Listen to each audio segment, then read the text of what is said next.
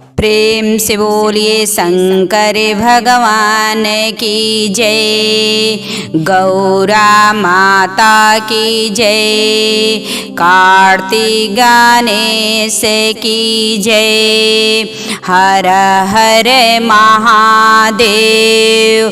तो देखिए गुरु बहन, आप लोग के बीच बहुत सुंदर शिव चर्चा की कथा सुनावत तनी कि विधवा माई के कितना दुख के कथा बाटे। तो आप सब हमारे कथा के सुनी। देखिए एक गांव रहल, वो गांव में एगो गरीब विधवा माई रहली। वो गांव में एगो गरीब विधवा माई रहत रहली। उनकर दू गो लइके रहने कि जैसे कहल जाला कि राम लक्ष्मण के जोड़ी, तो इससे उनकरे दू ठो लइका रहने कि राम लक्ष्मण के जोड़ी। भगवान उनके दू गो औलाद दे के उनकरे स्वामी जी के अपने पास बुला ले रहनी। लेकिन वो विधवा औरत जो रहली तो अपने लइकन के देख के ही बहुत खुश रहत रहली कि चला कुछ भी भई, लेकिन राम लक्ष्मण के जोड़ी जैसे हमरे दू गो औलाद बाने। देखी गुरु बहिना, ये सोचत रहली कि राम लक्ष्मण जैसे दू गो हमरे औलाद बाने।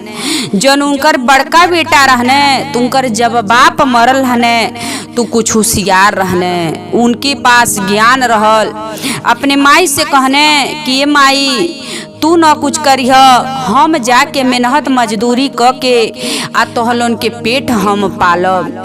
लेकिन देखी विधवा माई का कहली कि बेटा तू ऐसन काहे कहतल, अभी तो हमरे जांगर बाटे कि हम कहीं से मजूरी धतूरी कई के हम ले आई, लेकिन हम तोहके पढ़ लेब तो जैब कहीं कमाए तो 2 रुपया अच्छा से तू अपन कमैब। इहे वो विधवा माई अपने बड़ बेटा के ज्ञान देली। देखी इहे ज्ञान देहली तो बड़ बेटा कहने ठीक बा माई, तुहार जौन विचार करता त तू कर। देखी अब का कैली बूढ़ी माई, अपन केहू कौनो काम कहे सबकर उ काम करत रहली कि कहीं से 2 रुपया मिली तो अपने लइकन के पेट पालब। स्कूल में जौन पैसा फीस होला तो अपने लइकन के दे। देखी ऐसे करत करत गुरु बहिना कुछ समय बीत गईल। अपने बड़का लइका के इंटर ले पढ़ा लेहली, 12 ले पढ़ी लेहने बड़का लइका। कहने ए माई अब हम ना पढ़ब कि तू बहुत मेहनत करतलू, अब हम परदेश जाइब कमाए। कहली माई कि ठीक बा बेटा, पढ़ लेहला इतना तब जा तल, तो अब ना मना तो के करब, लेकिन जा निमने कमैह, अच्छा से कमैह, 2 रुपया कमैह, लेकिन अच्छा से कमैह। देखी अपने बड़का बेटा के यह कहली बेटा गईने परदेश में कमाए। आज जब परदेश से कमा के आईने तो माई सोचली कब तो बेटा हमार 2 रुपया कमा तने बेटा के शादी कर दे तो बढ़िया रही। अपने बेटा से कहली कि ये बेटा अब कह तो तुहार शादी कर दे तनी, अब तो 2 रुपया कमा तल। कहने कि ये माई तुहार मर्जी जवन बा तो तू कर।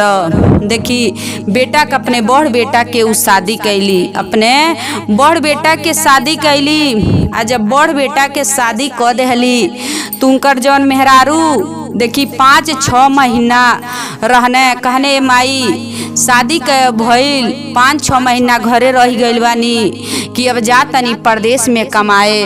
कहली ये बेटा जा निमने जइह। देखी जब बेटा परदेश चल गई ने तो उनकर जौन मेहरारू रहली तो देखी जौन उनकर मेहरारू रहली तो उनके पास बहुत घमंड रहल।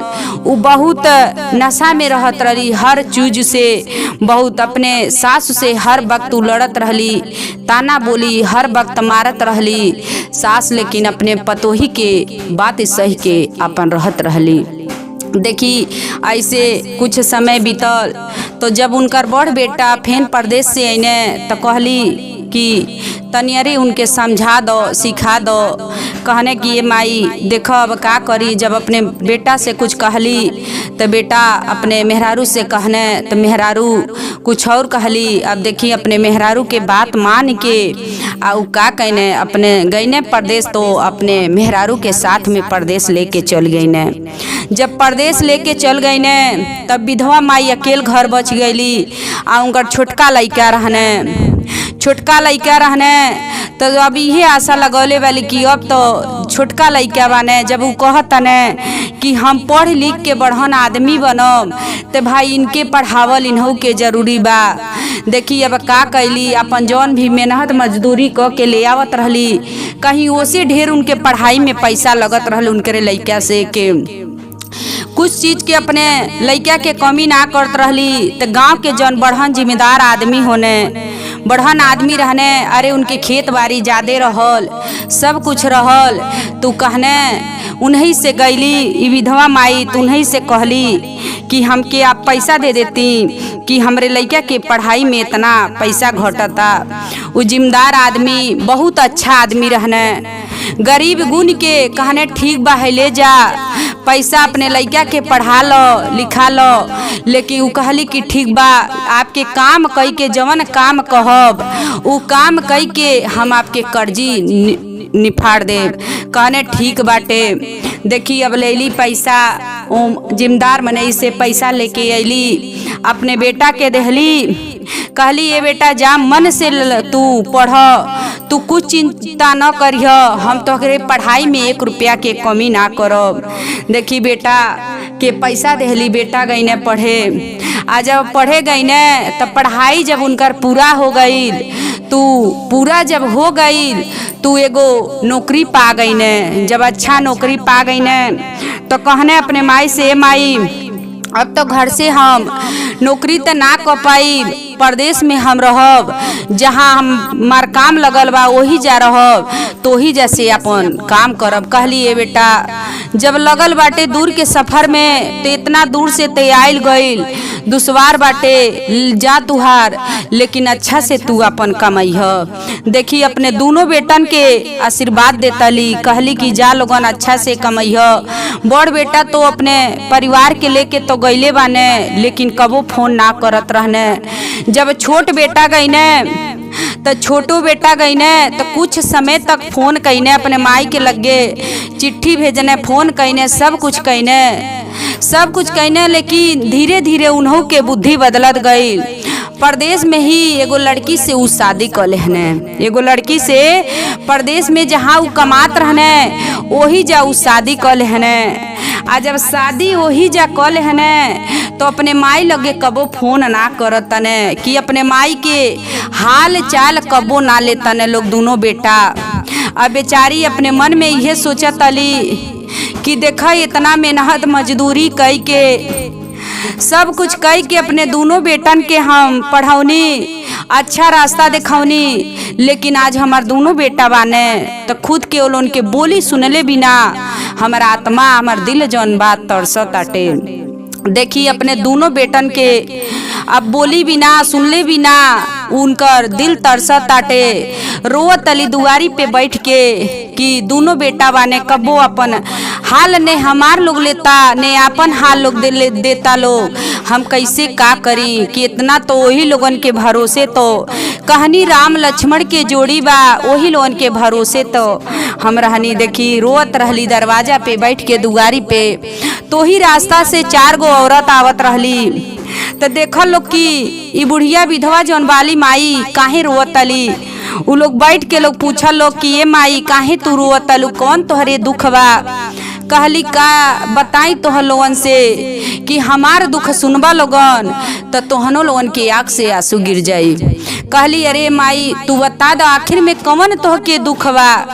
कहली देखो जब कहल जला कि 2 गो हमरे औलाद रहने, वो लोगन के कैसे कैसे का कई के आ लोगन के हम पढ़ौनी लिखौनी सब कुछ कैनी, लेकिन आ दोनों जानी के बोली सुनले बिना हई हमार दिल बाटे तो तरसत आटे, वो हमार आत्मा जौन बात तो तरसत आटे।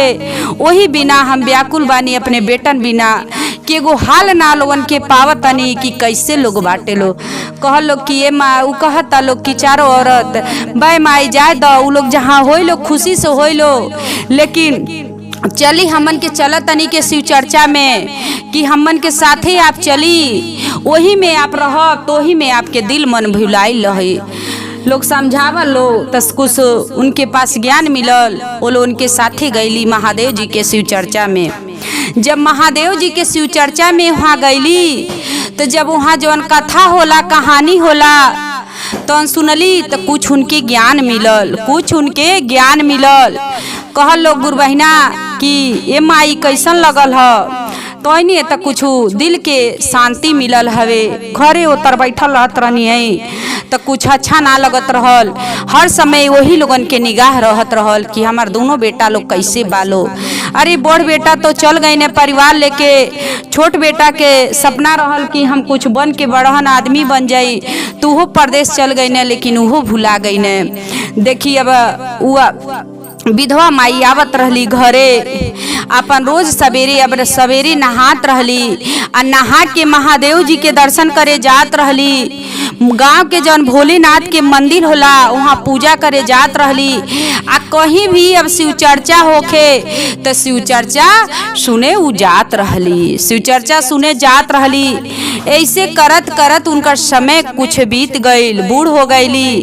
अब उनके चले लायक ना रहली, ना चल पात रह, लेकिन गांव के लोग उनकर बहुत अच्छाई लोग गावत रहलो कि गांव के लोग उनकर कुछ भी रहल तू कभी भी उनके दुख पड़े तो गांव के लोग उनकर साथ दे लो, उनकर सेवा करे लो। लेकिन यह महादेव जी से कहें, खटिया पे पड़ल रहली, लेकिन महादेव जी से यह कहें कि हे महादेव जी, अपने लइकन के दोनों बोली सुनले खातिर हम तरसतनी। बस अपने लइकन के दोनों जानी के बोली सुनले बिना तरसतनी कि आज ते यहाँ से यहाँ तक लोगन के कहनी, लेकिन उहे लोग आज हमके भुला गईल बा लोग। यह कहत अली, लेकिन कुछ भी होखे, जहाँ कुछ उनके होखे तो अगल बगल के जौन उनका लोग रहल लो तो उनके छाप ले लो, उनके सेवा सत्कार लोग करे लो। काहे से कि उनकर दोनों बेटा परदेश चल गईल हने लोग ना, तब वो केहू कुछ कह दे कि हई काम करे बात केहू के कारू ई ना कहे हम ना करब। केहू उनके पैसा दे चाहे ना दे, लेकिन सबकर उ काम कर देत रहली। ऐसे कि बेचारी वो बहुत गरीब रहली, हर चीज से वो बहुत दुखी रहत रहली। तीहे सोचत रहली कि जाए दोनों बेटा तो ना साथ देने, अरे गांव के जो अनबा लोग अगल बगल के उहे लोग कुछ भी लोग करी लोग तो उहे लोग करी लोग। देखी यह कहत रहली महादेव जी से मन मन में यह कहत रहली कि अपने दोनों बेटन के आवाज सुनले बिना हम तरसतनी। देखी ऐसे कुछ समय बीतल, गांव के जौन बगल के लोग रहल लोग उहे लोग बनावे लोग, खियावे लोग, उनके घर के बगल के सब कुछ करे लोग। लेकिन कहे लोग कि अरे कहीं से पता तोहन लोगन लगाई तो कि अरे एगो लड़का लेटर भेज देते हैं, चिट्ठी भेज देते हैं, अरे फोन एगो कह देते हैं तो लोगन की आवाज़ हम सुन लेती तो हमार आत्मा बहुत खुश रहत। देखी ये कहे लोग कि बताओ तोहरे लड़का के तो हम जानते ना बेनी, कौनी प्रदेश में लोग बा लोग, कहाँ बा लोग, तो कैसे तोहरे लड़का के हम खोजी। जब वो लोग गांव के लोग जाने लोग तब ने खोजी लोग, तब ने कही लोग कि हाँ तोहर माई है इसी बाटी। लेकिन जब वो लोग ना जानत रहल, माई कहत रहली तो लोग सबूर धरावत रहल कि ठीक बा आज ना तो 10 दिन में ना तो 20 दिन में तोहार लड़का आ जाई लोग, तोहार लड़का लोग आ जाए लो। गुरु बहिनों लोग कहत रहल कि ए माई चिंता न कर, तोहार लड़का लोग तोहरे लगे लोग आए लोग। देखी कहत रहली अरे आ जात लोगन के हम आवाज़ सुन लेती तो हमारी आत्मा के शांति मिल जात। देखी ये सब महादेव जी लीला देखतनी, सब देखतनी कि हाँ वो औरत रहली विधवा माई कितना दुख काट के आपन पेट काट के आ लइकन के कबो कष्ट ना देहली, लइकन के कबो कष्ट ना देहली, ताकि बड़ लइका कहने कि हम काम धाम क के हम तो लोन के खियाई। लेकिन माई कहली ये बेटा तू ऐसा न कह, अभी तो हमरे जांगर बा, अभी तो हमरे जांगर बा, हम तो लोन के पढ़ाई लिखाई हम कराई। देखी महादेव जी सब इस देखले बाने, सब सोचतने जौन बूढ़ी माई जौन विधवा माई जितना कष्ट काट के अपने दोनों लइकन के बेटन के पढ़ौले रहली। जितना कष्ट काट के अपने दोनों बेटन के पढ़ौले रहली, अपने बेटन के शिक्षा दिगौले रहली, उहे बेटा आज बाने कि माई के दोनों भुला गइल बाने। देखी जब यहाँ बूढ़ी माई के, विधवा माई के कष्ट मिलता, जितने गांव के लोग इनकर सेवा करता उतने ओहर दोनों बेटन के दुख मिलता, उतने ओहर दोनों बेटन के दुख मिलता, कष्ट मिलता। उ लोग ना जानता कि काहे दिने दिन हमार समय लचरल जाता, लेकिन इस सब महादेव जी के लीला बा, सब महादेव जी के लीला बाटे। अरे जौन माई रहली तो उनकर हृदय साफ रहल, कुछ भी करत रहली लेकिन उनकर मन है साफ रहल, तब महादेव जी सब लीला देखत रहनी। उनके बाहरे में लोगन के इतना कष्ट मिले, इतना दुख मिले, जब कहल जाला कि खैले खैले बिना जौन नौकरी लोग करत रहल वो लोगन के नौकरी छूट गई, खैले बिना लोग तबाह हो गए। लोग कहीं लोग कितनो बुद्धि अपन लोग लड़ावे लो, लेकिन लोगन के बुद्धि कहीं चले ना, कहीं लोगन के बुद्धि चले ना।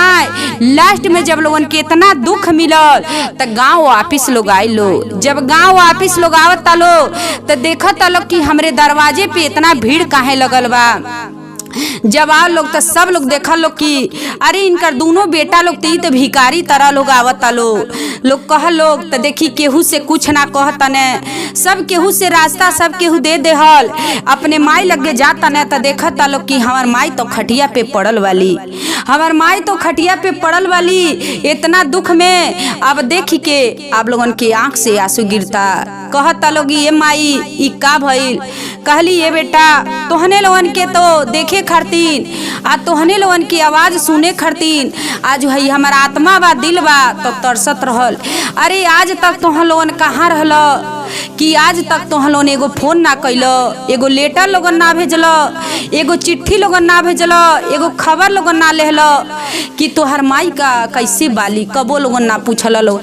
लेकिन है हमार आत्मा बा कि तोहन लोगन खरतीन हमेशा सोचत रहल, लेकिन कहत रहनी कभी भी कि तोहन लोगन जहाँ रह अच्छा रह।